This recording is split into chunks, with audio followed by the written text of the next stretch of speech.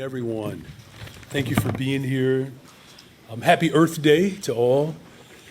We just returned from Altgeld Gardens, where the executive director of People for Community Recovery, Cheryl Johnson, gave us an environmental justice tour this morning.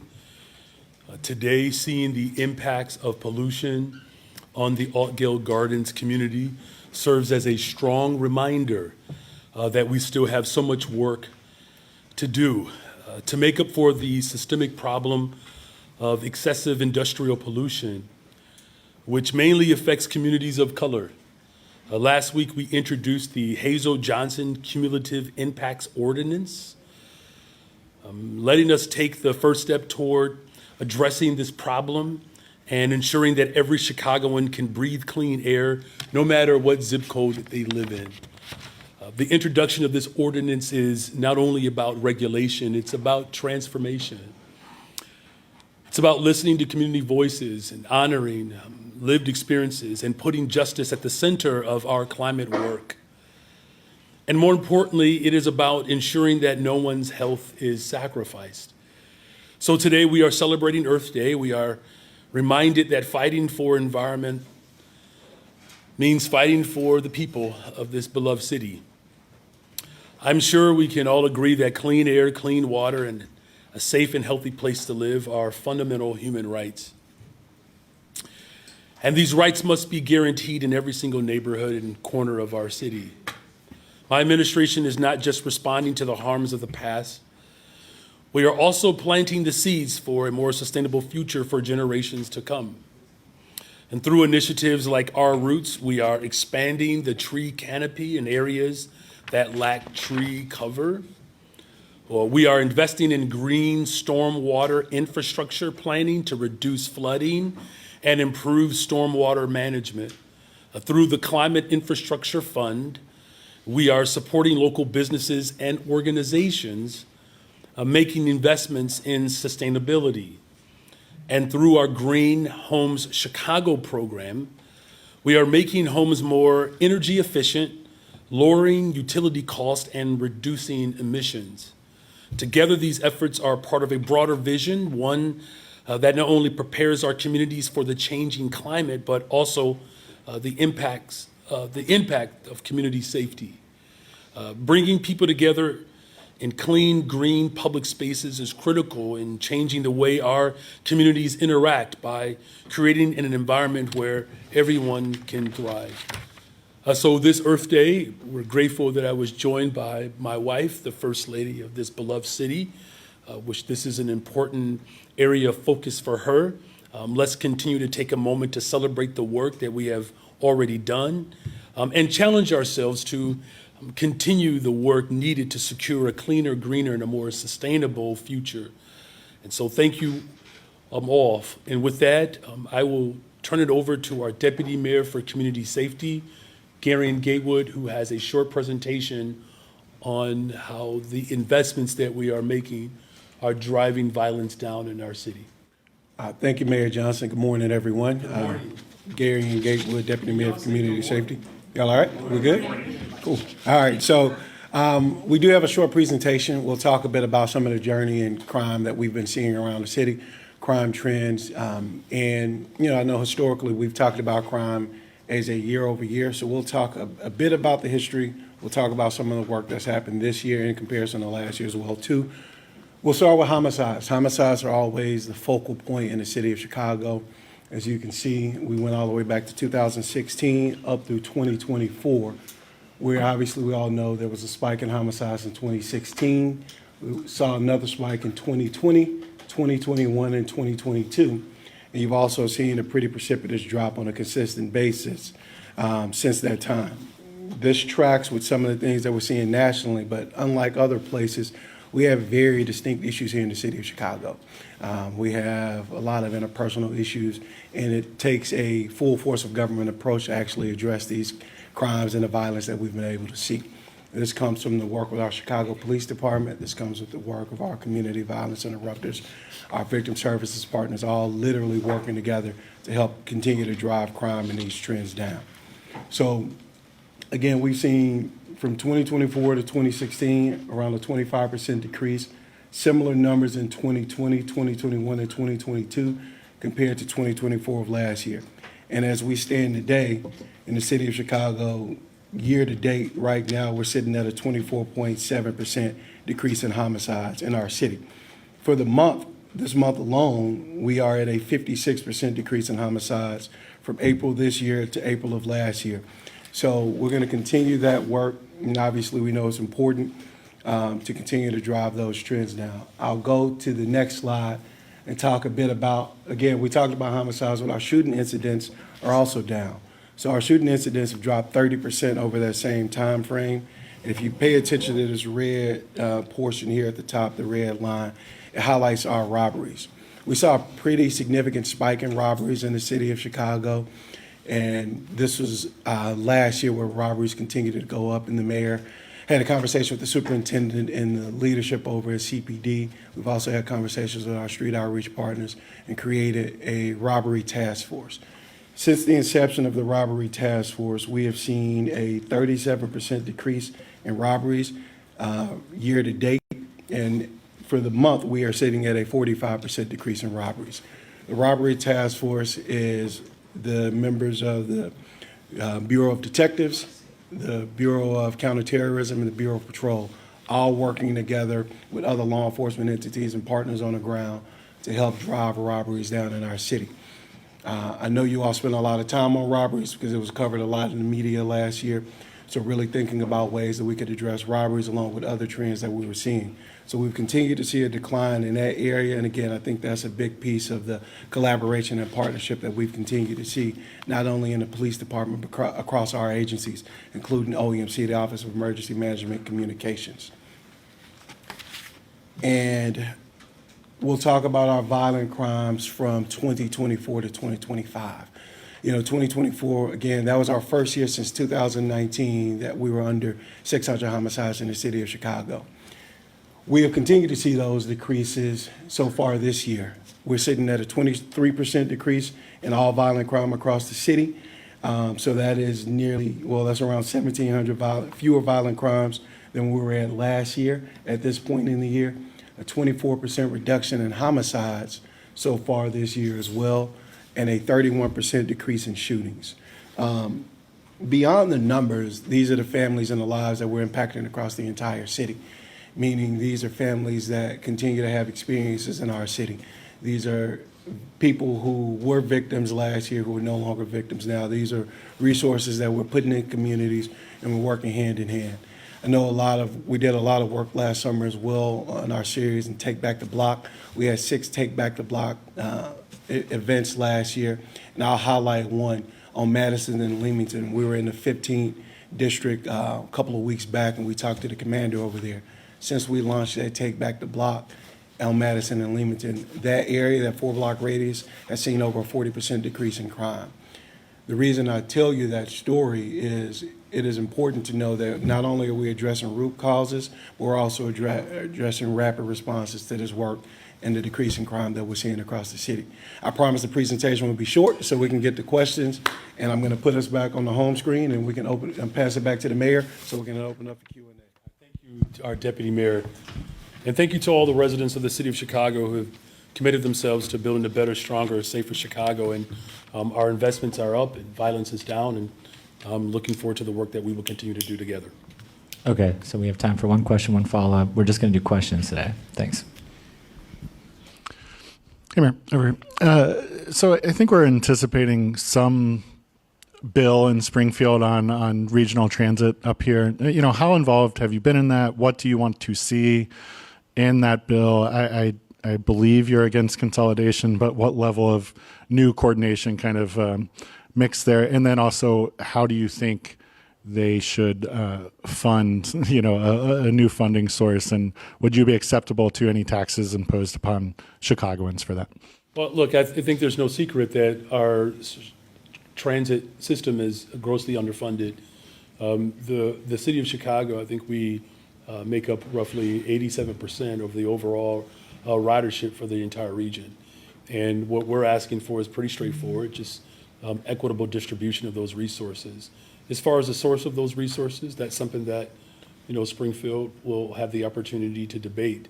It has to be progressive, right? That's something that I think most people are clear about, and, in terms of our involvement, we've been involved in, every step of the way. Really grateful for the leadership of the CTA that has worked in coordination with our entire team.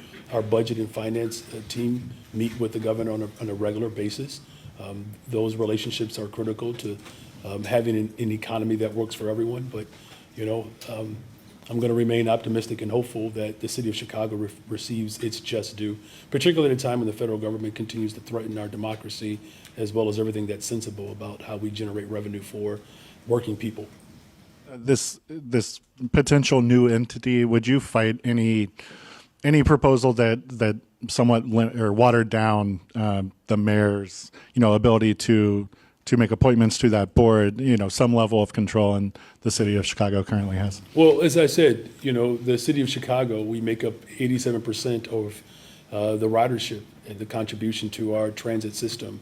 It is only right to ensure that the people of Chicago have authority to provide direction, and that's something that it's important to our region, and that's the value system that we will hold to. Hi, Mayor. 2 months ago, you formed a task force and charged it with examining city policies in an effort to recommend changes that would root out Chicago police officers with ties to extremist and anti-government organizations. How many times has that task force met, and what have they accomplished? Yeah, thank you for that question. As you know, I'm committed to ensuring that every single city employee represents the values of working people. And, whether they're a police officer or a teacher or anyone who works in streets and sanitation, they have to uphold those principles. But I'll allow my deputy mayor to expound on that work. Thank you, Mayor, and thank you for the question, Heather. So, as you mentioned, the task force was formed a couple of months ago. We've had several meetings, including meetings as the entire group and individual meetings to have a better sense of what's happening in every department.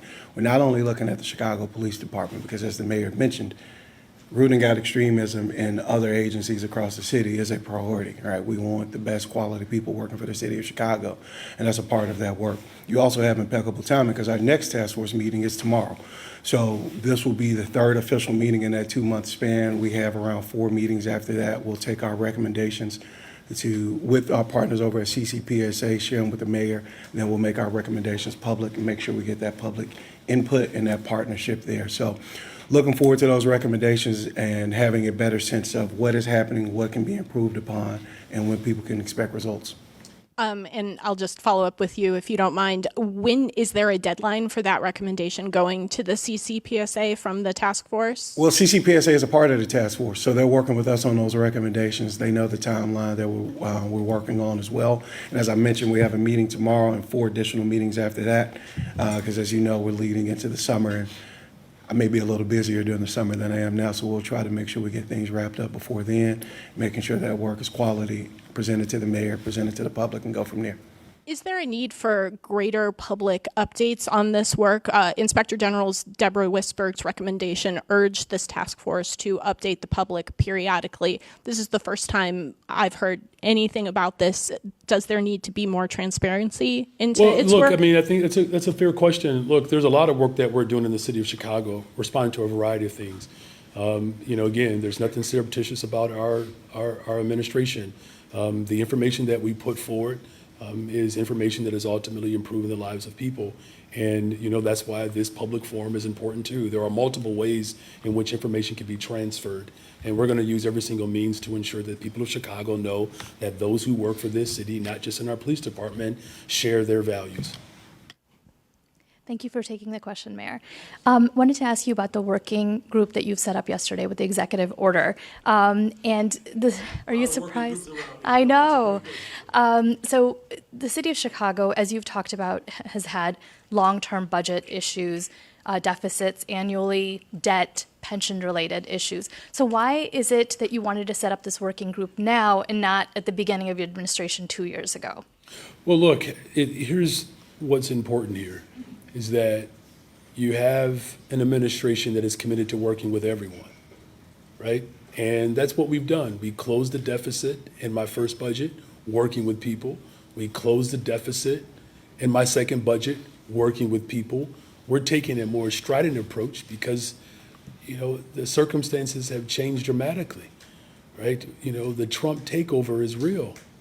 And, he threatens the very fabric of our democracy. And what you have probably noticed is that this is not just isolated in the city of Chicago. Having conversations with people like Mayor Bass, we know what's happening in the state of Maryland, we know what's happening in the state of Illinois. Budgets across this country are grossly underfunded and dealing with the same challenges. Here's an opportunity for the city of Chicago to lead the way to further demonstrate our commitment to a collaborative approach. Now, look, we take full responsibility for what we've inherited. We know that a couple of administrations ago raised property taxes by almost $500 million every single year, left our credit rating in junk status, right? It was an incredibly anti-business approach towards governance. We're taking on a different task here. And that task is to ensure that the future of our budget is secure. This is not just about one or two budgets. But in terms of just the timing, I'll turn it over to our budget director. She can expound more on that. Yeah, I mean, I think the mayor encapsulated this pretty well, right? We are facing threats at every single level of government that are unique to this time period, right? I think that what's happening at the federal level has only heightened, our resolve to ensure that the city is in a position to withstand those types of attacks in the future. But we're also seeing that the state is having, pressures as well. And so we've got to put our city in the best position possible to, address and deal with issues on its own while working with partners at the federal and state level where we can. And we think that the best way to do that is to bring a bunch of voices to the table because, as you know, people are always commenting on our budget. People have always commented on what they think we should do without actually engaging in the conversation with the city itself. And so this is the chance for everyone to get at the table together and have those discussions. And are you open to options such as layoffs at this point? I know that's been something that you have not supported in the past. Well, who supports layoffs? I don't know anybody who supports layoffs. Service cuts, Or service layoffs. cuts, right. As I said earlier, our ability to continue and to sustain staffing and services at the level in which we've done is threatened by the federal government. Like these, and I shouldn't even refer to them as threats anymore. I mean, these are real attacks. And listen, despite how incorrigible this president is, it's not going to dilute our work. What we are offering here is a pathway forward. And the voices that have been historically neglected and have not been permitted to participate in our budget process, we're giving voice to those individuals. And listen, this is the culmination and it's culmination, and it's the manifestation, quite frankly, of our community meetings that we've had. We literally went all over the city of Chicago for residents to voice their hopes and aspirations into our budget. We're growing as a result of what it means to be an administration that is committed to co-governance, and I'm very proud of the direction that our budget director has helped move us in.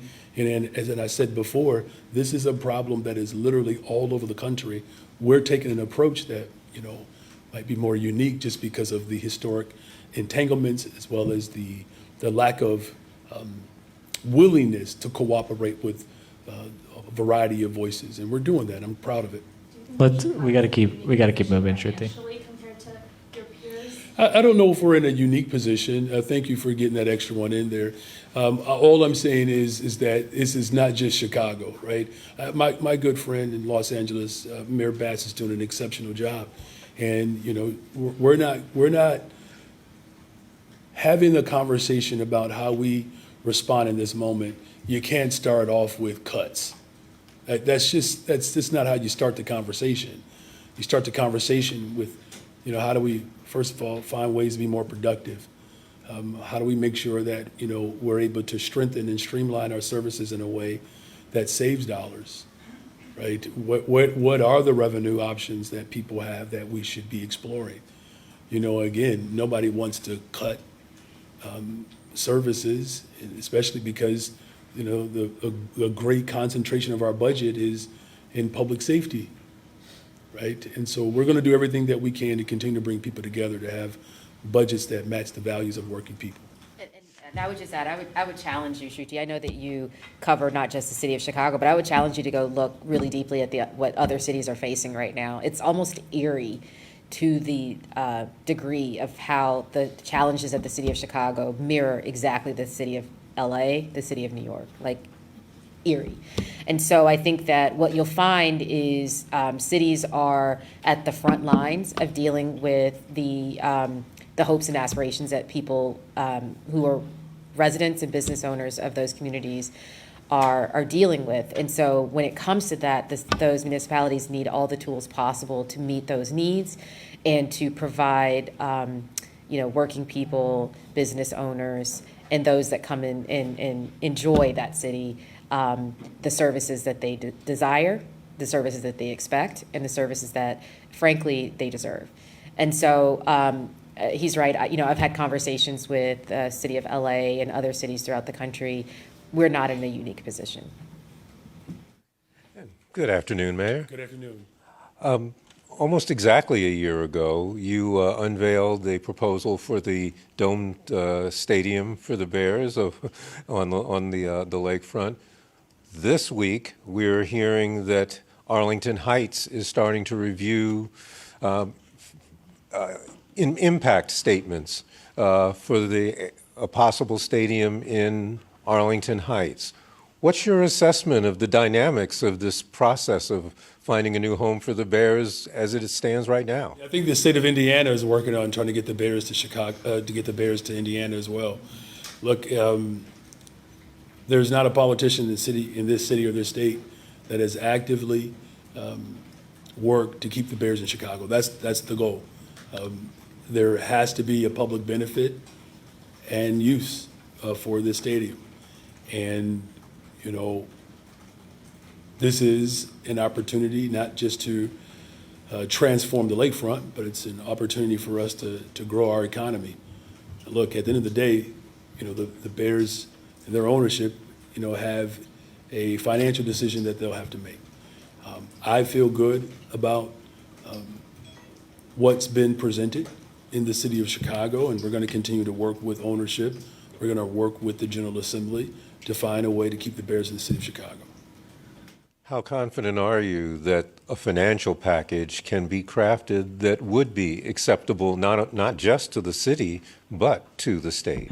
Look, it all has to work together for everyone. I mean, we're talking about billions of dollars of income for those who are working. Again, we're also talking about being able to host multiple events. Just yesterday, I had a chance to talk with some of the folks at Choose Chicago. Hotel occupancy is up. Revenue generated from downtown is up.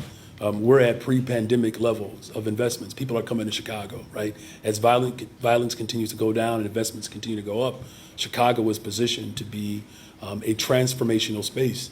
I would love for the Bears to be a part of that, but that's a decision that doesn't solely just rest on my wishes. We're going to continue to work with the state of Illinois, the Bears ownership, and we're going to continue to grow our economy one way or the other. And I still believe that Chicago Bears belong in Chicago. Good afternoon, right? Back to the budget. I know if this working group comes out and says you don't have a choice, that you're going to have to look at furlough days, look at city hall salaries. Is that something that you would consider? I know you said you would not start out with cuts, but let's be realistic right now in terms of revenue options. There really are not that many revenue options out there. Well, there are many revenue options. It's a matter of whether or not people have the political will to actually engage in those options. So we're not short on revenue options. But I hear the premise of your question. Look, again, the effort here is ultimately to bring everyone's voices together so that we can come up with multiple options, right? This is not about a singular component of the options that will be presented. And, as far as what we'll have to decide when the culmination of this working group places on the table, we'll make that decision when it's upon us. But would you consider it? Again. That's what they say. They come out and say, hey, is that we have to look at not just service cuts, but you have to look at city hall salaries. Yeah, look, we've looked at that. There was a 3% cut across the board. This is not like, a breaking news, right? I mean, the city of Chicago made 3% cuts across the board last year. 3%, right? Across the board. So it's not that it's unprecedented, right, to have cuts. What we have said is that the people of Chicago want quality services. And we're going to do everything in our power to ensure that quality services are available. That does require person power, right? As far as what will be recommended, there'll be some ideas that would be recommended for revenue. Perhaps there'll be concessions that people are willing to make. Perhaps there will be, people who will place furloughs. It's not like that has not been presented to us, right? So again, once the culmination of all of the incredible minds that are being assembled by my administration put forth recommendations, I'll look at them seriously. This is not a futile exercise. This is about the future of our economy. Again, it can't be lost on us, though, that American cities are under attack by the Trump takeover. We're under attack. These are unique circumstances in that regard, where you have literally the erosion of what is sensible about our democracy that is happening right in front of us. We will have to use force. Let me just say this last part, because I think it's a healthy question. It's part of our overall dialogue. This is not a response just simply from government. We need people to organize and take it directly to the federal government, to push government to respond to working people. I'm going to do my part as an executive. I will. We will bring people together. We will assess and analyze every single possible option. And this city has to continue to lead the way when it comes to pushing back against the nastiness from this administration. I believe there's another big rally this weekend that's being planned. I would encourage people to participate in and join in those efforts. Is this my follow-up? It's a different- This is the follow to the follow-up. Go ahead, you're fine. But No, go ahead. It's actually about the crime trends. Okay. I know your predecessor, I think all your predecessors always come out and when the trends are down, everybody, you talk about them. But the issue is people don't feel that way. And I think I asked your predecessor the same thing, is how do you change that perception? You come out and say everything is down, but then you have, a kid that was killed in Lincoln Park last week. You have, obviously shootings every day in other neighborhoods. So how do you make, how do you change, how do you make people feel differently? I mean, people look at statistics and they're like, they don't really register. Yeah. No, thank you for that question. I can tell you how I feel. Maybe that's a good place to start. Every time someone is shot and injured, or even worse, their life is taken, I feel that every single day. My chief of staff, Ms. Pasion Zayas, she has the arduous task of being my first call in the morning to talk to me about what happened the night before. And I know it affects her because she has to sort of ease into it, right? Because there is anxiety around violence in general. And what our work is translating into is that it is working. And so part of why I think these sit-downs are important is so that people at least know we're moving in the right direction. It doesn't mean that we don't have a long way to go. It doesn't mean that. I mean, we do have a long way to go still. And as a parent, as a husband, a parent of young children, by the way, one of which is determined, I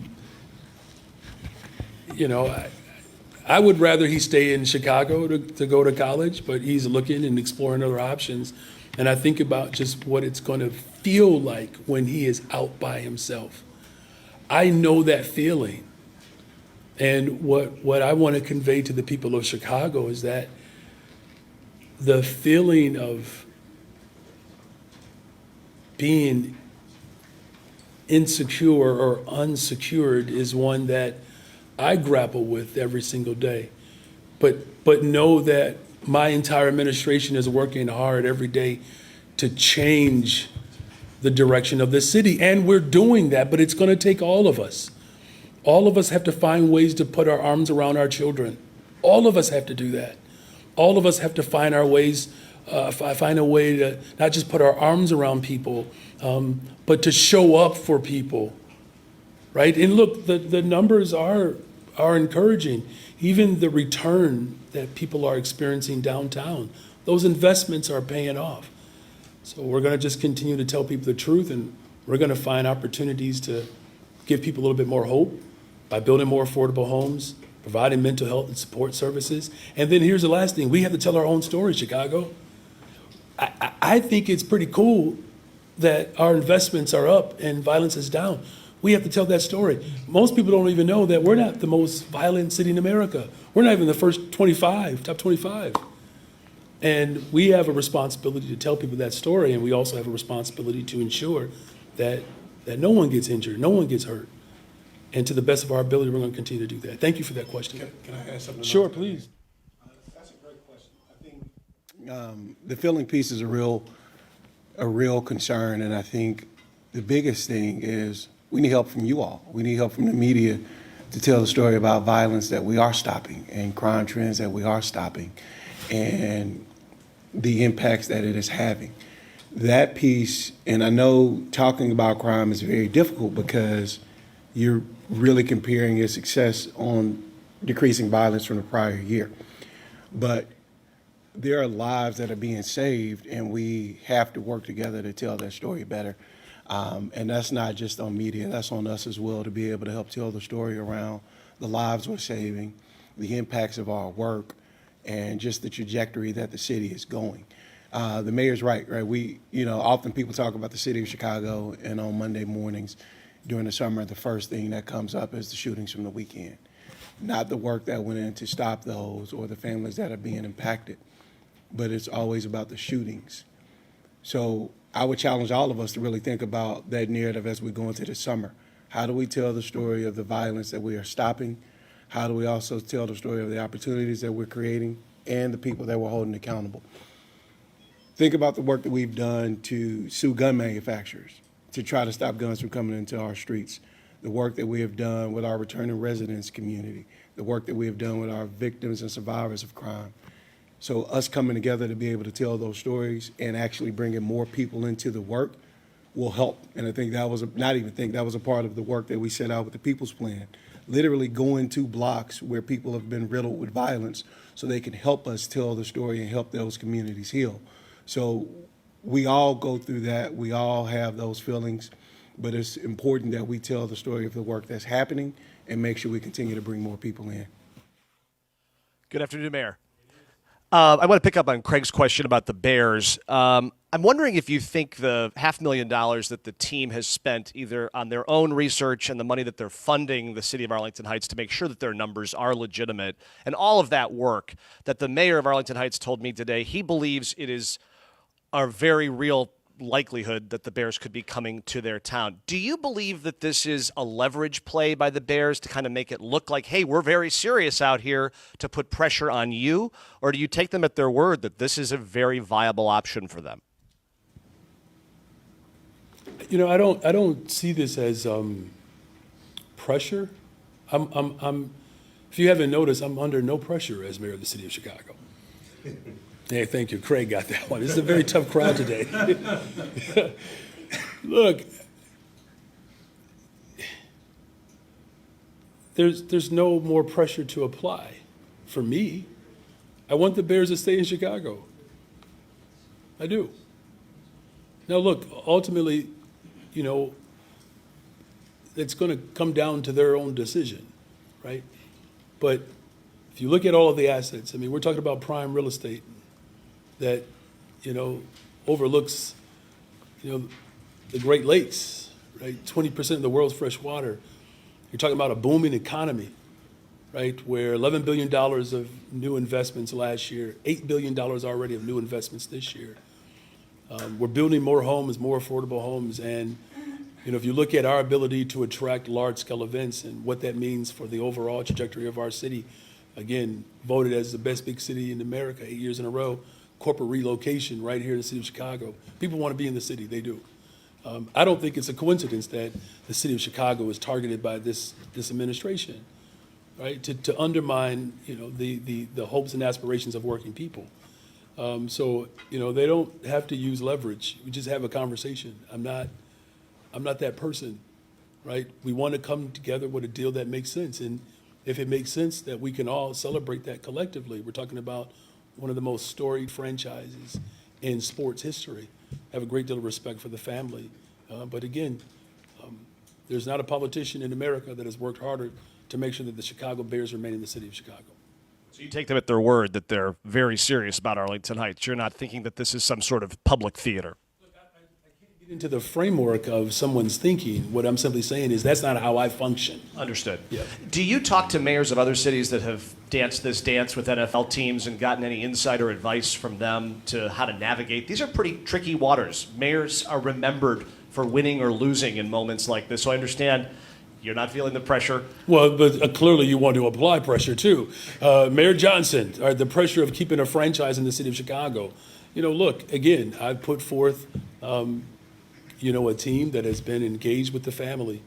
And, I don't rest my mayoralship on one decision, right? That would be, that would placate the pundits, quite frankly, right? And no disrespect to the pundits. Not that any of you are pundits. You're serious journalists and reporters. But it just would placate the pundits. I don't mess around and play in that sort of puerile approach towards governance. We have put together an operation to help this process land itself in the city of Chicago. And as you know, there are other mayors of Chicago that have dealt with, this aspect. And I feel confident about our approach and confident about the package that we've assembled. And I trust that the Bears and the organization and Kevin Warren has negotiated with our team in good faith, and we fully anticipate and expect that to continue to happen. Hey, Mayor. Hey. Can you confirm you're returning to Springfield next week? And can you tell us a bit about your agenda there, what caucuses you're meeting with, what you're going to ask for, stuff like that? I can confirm that. I will be in Springfield next week. Our agenda hasn't changed. I'm happy to turn it over to our chief of staff, and she can talk to you about our agenda. Sure. It's the same 5 areas that, we've been talking about since the beginning of session, right? Various avenues for creating additional revenue or sustaining revenue. So that's the telecom tax, as well as the 911 surcharge. There's been some discussions around the PPRT within the budget, the One System Initiative investments, and then, of course, transit and having those discussions overall. And then I feel like I'm missing one more. Yes, mandated categoricals with the Illinois State Board of Education, and increasing the proration, ideally getting it up to 100% so that we can get fully reimbursed for the services that we are mandated to provide for children with respect to transportation, special education, and bilingual education. Any elaboration on what the agenda is while you're there, not just what you're asking for, but what you're doing? You just what I'm going to be up to? We're going to meet with people to discuss our agenda. Right. Okay. Thank you. All right. Over 200 people in the If you're arts. asking if I'm going to go out and party and kick it, you know I don't do that, right? I'm a pretty boring guy, Jake. We're going to go and have meetings and have a serious conversation about what Chicago needs in this moment. That's my only responsibility and job. Okay. Well, over 200 people in the arts community sent you a letter last week criticizing Commissioner Clinton Hedspeth at DKS. What is your reaction to that letter? Well, look, there's a lot more engagement in government these days, and I welcome that. Arts is incredibly important to me and my administration. We put together a full transition presentation around the arts. We know that, funding is a challenge across the board. How we invest in our community festivals, how we invest in our artists is something that I have long presented opportunities for that. And, look, preserving and protecting art is the preservation of our democracy. And it ultimately provides space for the freedom of expression, the First Amendment being chief amongst them. Look, I take the feedback seriously, and we'll continue to work with all of our partners to ensure that our values are carried out in every single department, and that includes DKS. Thank you. Good afternoon, Mayor. Good afternoon. Back on Springfield, will that ask for CPS be enough to address the district's financial issues for next year without needing to go back to maybe previous borrowing plans or that budget amendment?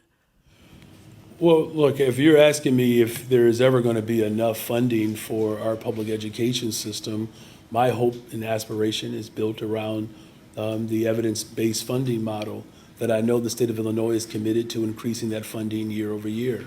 How we get to full funding over time is something that is the responsibility of all of us. As I said, our budget director and our chief financial officer meet with the governor's staff on a regular basis to address a whole host of issues.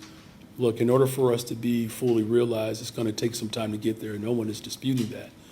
So whatever we ask for, I think there's no secret that whether it's the school district 299 or other school districts, they're going to be perpetual asks over time. Look, here's the most important thing, though.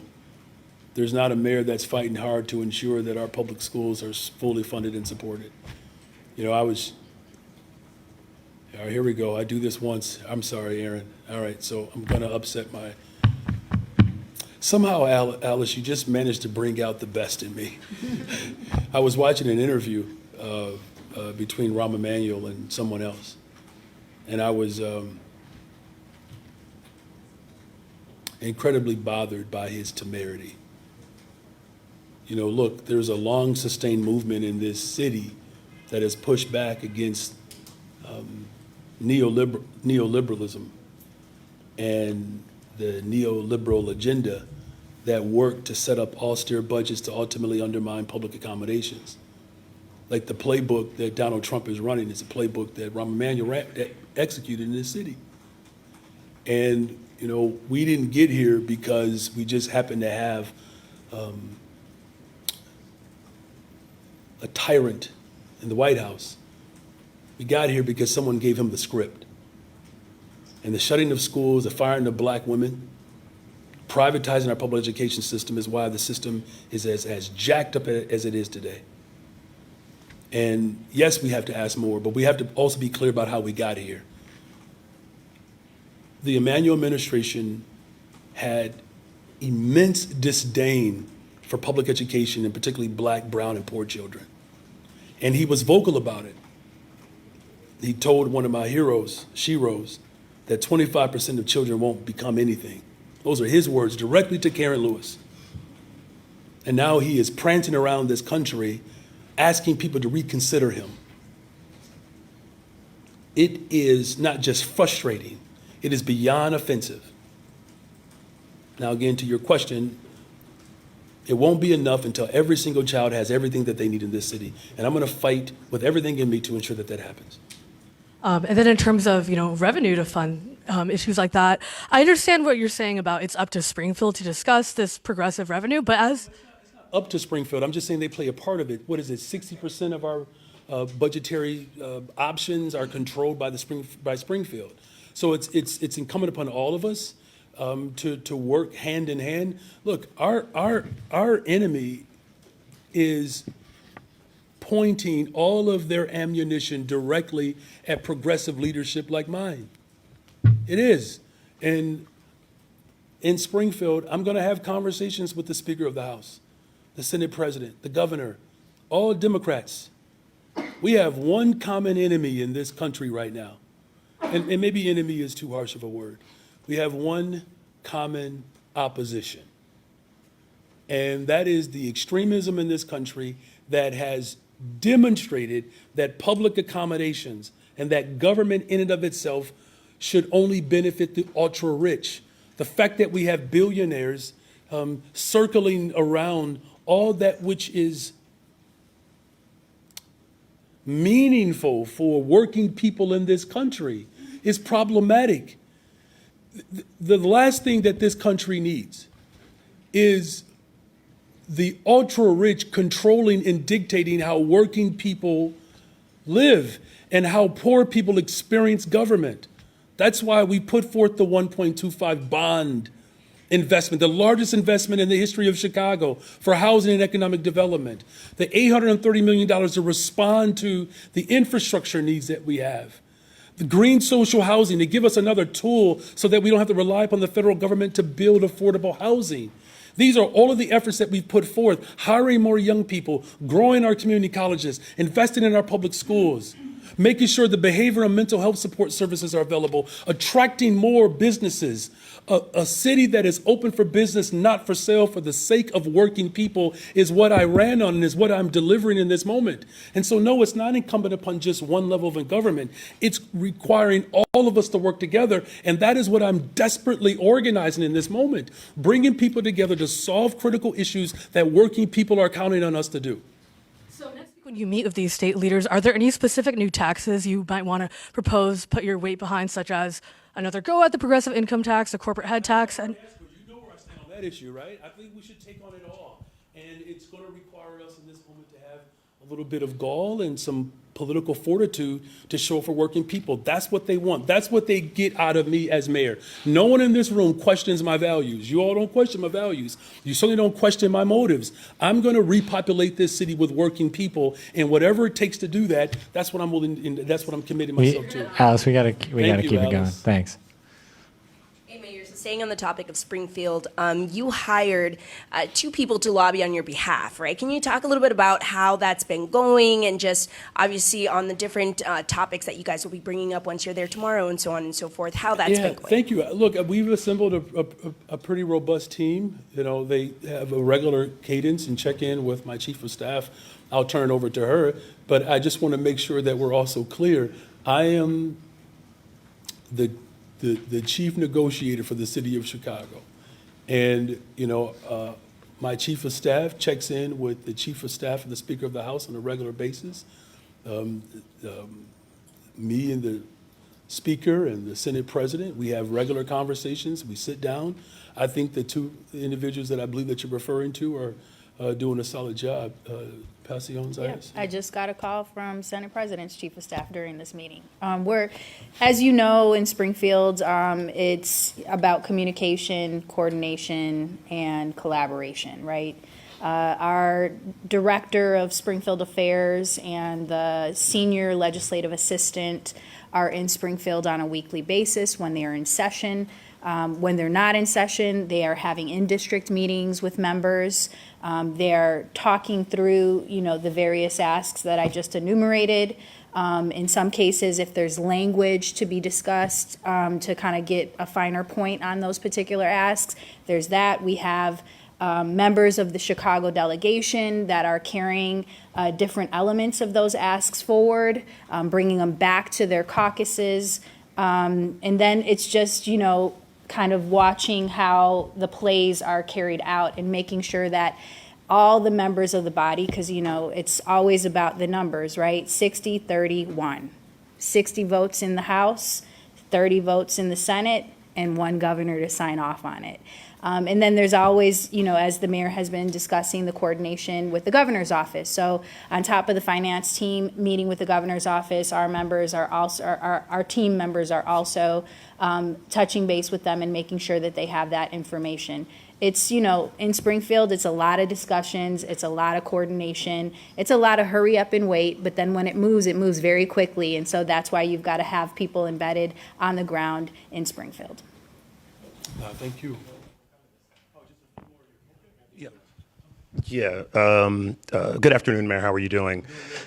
Wanted to ask about back to the budget and this working group. In terms of the timeline, we've got this preliminary report in 4 months. How are you feeling about that? Is that's a pretty quick timeline? Can you address that and why? It's yeah, well, 4 that's a months? great question, and I do apologize in advance, Annette. I've put a lot of pressure on you to do things in very little time, but I'm going to turn that over to our budget director.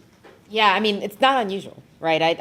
I was looking back at some of the other working groups that the city has put together, and I hearken back to like the Police Accountability Task Force group, which had an amazingly large task. and produced a report in 4 months as well, right? That literally shook up and transformed how we do police accountability work in the city of Chicago. So it's not uncommon. It's a big ask, but it's not an impossible ask. We've already been in conversations with proposed members of the working group who are excited, dedicated, and ready to get to work.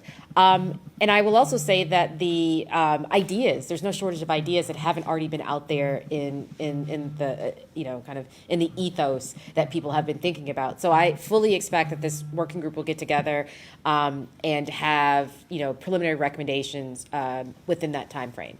I'd also say that, in addition to this working group, the mayor also tasked me with doing a comprehensive review. And so, to ensure that we aren't duplicating efforts, we'll be able to bring a lot of that information that I'm doing already to that working group and say, here's a bunch of ideas, here's a bunch of research that we're doing in addition to what you'll be doing. So I think it'll be a comprehensive approach, bringing all of those things together to put together a very preliminary report in August. But again, this working group currently is tasked with 12 months worth of work, right? Because it's not just, as the mayor says, he doesn't want to have the city continue to limp along year after year with these structural budget gaps, which is essentially what the city does. Every 3 years, it seems to be another crisis that we're dealing with. Part of this is looking at the larger Springfield play. Part of this is thinking about the federal play and saying, okay, how do we really protect the city going forward so that we're able to make these decisions and be a little bit more flexible. I think, Justin, you asked me the question yesterday about, what happens if federal funding is taken away. The city is not in a position to replace federal funding. It never has been, right? But how do we put the city in a position to make continued investments year over year in our city, to see those crime statistics drop every single year, to see our public schools fully funded and thriving, to see public health be able to be there when people need it, right? And that's what this working group is really put together to do. I've had members, potential members already tell me, is this something that can stay in place beyond the 12 months, right? People are excited. I've got my inbox filling up with people asking to be on this working group. People are excited. They want to be a part of this conversation.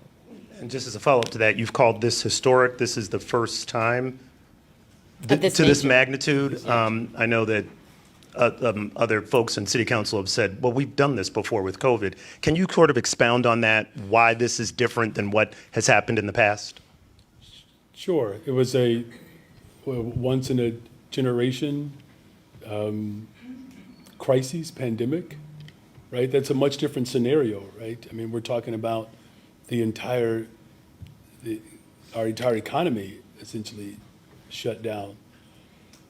This situation is different in that, again, historically, the city of Chicago and other cities have just limped along and figured out just how to patch things together.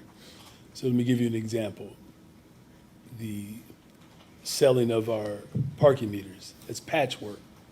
And look, I may sound a little bit judgmental, and I'm not trying to be judgmental. At the time, that was the decision that the mayor of the city of Chicago was presented with. And whether it's the Skyway, whether it's, the parking meters, whether it's pension holidays, right? This is all patchwork. What I'm simply saying is that my administration is going to take accountability, that we're going to put forth a concerted effort to put our city in a position for long-term solvency. And here's the other unique thing too, is that, look, the Trump taxes right now, the tariffs, could on average cost families $4,000, $4,500. 11,000 people losing their jobs, going to disrupt our economy. We're working to build homes. This could cost us more to be able to make those kind of investments. It's different in that I don't know if we have seen this level of animus from a president that has made it his business to attack American cities the way he's doing it. Like he's literally threatening and willing to withhold tax dollars that people send to the federal government and not returning those tax dollars. I don't know if, in modern history, if that type of ominous form of governance is being applauded by the ultra-rich.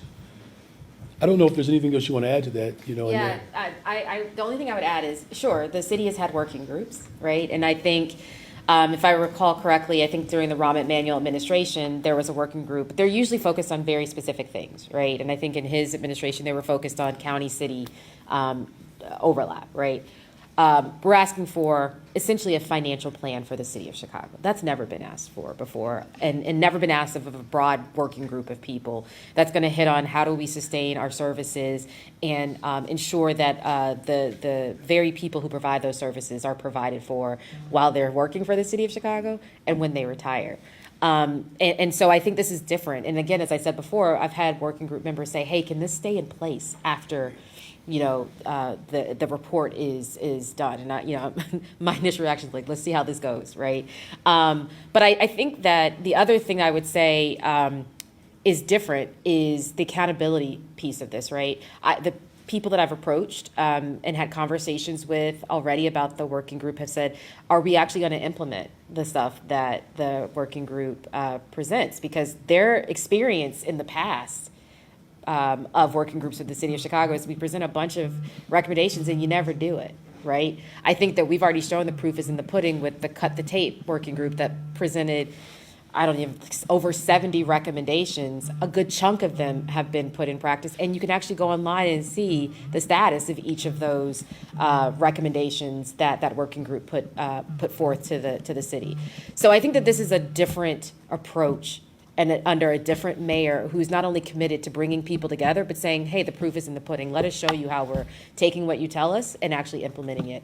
And, for the members of city council who are either skeptical or want to see, cautious optimism around this working group, I invite them to be a part of that conversation. In fact, we have invited them to be a part of that conversation. And so I think it's up to them to actually engage and be a part of progress rather than blocking progress. Good afternoon, Mayor. How are you? Well, thank you. I know that at the beginning of the Q&A, you just said that you don't support the layoff, that nobody does, but also you said yesterday that Chicago will have to do more with less. Are the layoff or city services cuts are going to be imminent? Again, I think, let me just maybe expound on the statement, doing more with less. We're doing that, right? That's the reality that everyone is experiencing. That's not unique to Chicago. We're hiring more people for summer youth positions. We are investing more in behavior and mental health. Though our revenue streams have not been as potent as we would like, we're doing more of that work with less revenue stream coming in. And we're also responding to our obligations to ensure that people's retirement is secure. So that we're actually doing that. And, in terms of what's imminent, look, perhaps it's because I'm a middle child. I tend to be just optimistic naturally. That might have something to do with it. And I understand, because your colleague Sarah asked the same question about like layoffs, furloughs. Look, the task of this working group is to present us with opportunity and options. We're going to look at all of it. And we're not going to start the conversation. I am not starting the conversation about what I'm going to take away from someone. Just in a personal relationship, if someone just approaches you and just says, hey, listen, I want to continue to figure out ways in which we can move forward, but let's start with a conversation around what you cannot have. That's not I don't believe that's an adult approach. I think an adult approach is looking at the full scope, analyzing and assessing the full scope, and then making a decision. It's personal too. My father is 82 years old and he's suffering from Alzheimer's. And he's such a stubborn man because sometimes he remembers that he forgot. That's just how tough he is. He was part of a generation of people who saw how Reaganomics ruined our economy. He lived through that. And sometimes we do have these moments where we're able to see each other, and I reminded him of the days where we would pull into Dairy Queen and we thought that would be the day that we would all get sundaes. And then he would come out with those sad dilly bars. It was still ice cream though, right? Still ice cream. And listen, I'm not saying that we're going to be able to provide sundaes for everyone. But in the political, financial budget of Andrew Leon Johnson II, if we can find a way to still make sure that we show up with something, at least people know that they are loved and cared for. May not be able to get everything that you want, but hopefully there will be a season where we can deliver more on behalf of the people of Chicago. But in the meantime, we're going to continue to make sure that we are investing in our young people, investing in affordable housing, investing in our behavioral and mental health, and we're going to continue to make these investments to drive crime down in this city. And if I could add to that, Please. I'm going to try not to get too philosophical, but Or emotional like I just did. I'm sorry, Dad. you are warranted in your emotion because I know how much you feel it. But I think what you're hitting upon is really, really important, and what the mayor said is really important to just pause on for a second, which is not only the city of Chicago, but most governments do more with less. And I think that it's incumbent upon us to continually remind people that we're doing more with less. During last budget cycle, we spent a lot of time with City Council helping them understand how little our budget actually increases relative to the cost of everything else in society, right?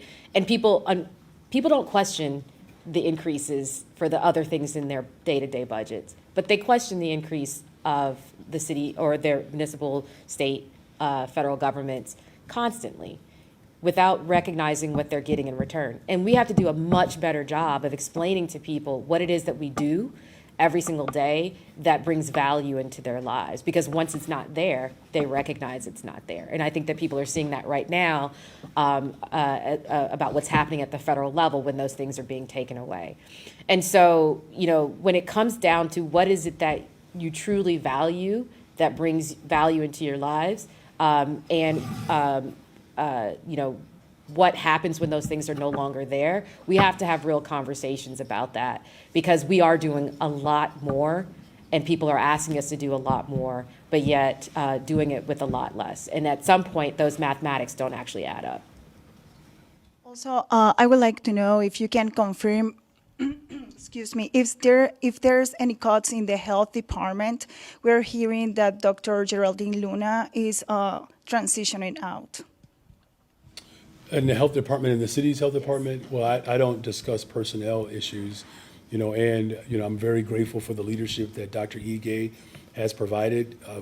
Our chief of staff just reported something to me yesterday about containing yet again a potential outbreak of measles. So we're doing some incredible work. The threat that is ultimately real is the one from the federal government. The Trump administration has made it very clear that the resources that public health has relied upon, he's not willing to continue to support those efforts. And to Director Guzman's point, this is also going to have an impact on county government, potentially county care as well. There are a host of services that we provide as a public good that will be disrupted by the Trump takeover, and we have to do everything in our power to fight back against that.